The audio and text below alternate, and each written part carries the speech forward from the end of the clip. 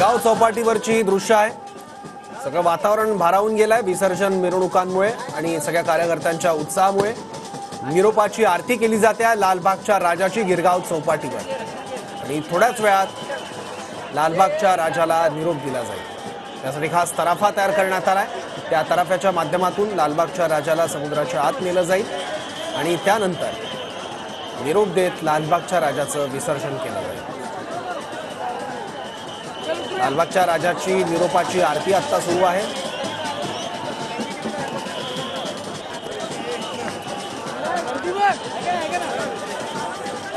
लालबागचा राजा म्हणजे एक प्रकारे मुंबईची शान आहे।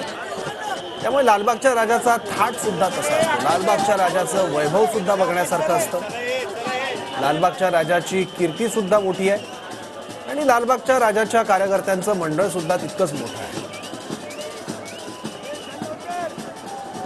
मुंबईतल्या गणेशोत्सवात आकर्षणाचे अनेक केंद्रबिंदू असतात, पण त्यापैकीच एक महत्त्वाचा केंद्रबिंदू म्हणजे लालबागचा राजा आणि याच राजाच्या विसर्जनाकडे सगळ्यांचं लक्ष असतं। गणपती बाप्पा मोरया पुढच्या वर्षी लवकर या म्हणत लाडक्या गणरायाला निरोप दिला जातोय। गिरगाव चौपाटीवरची दृश्य आहेत।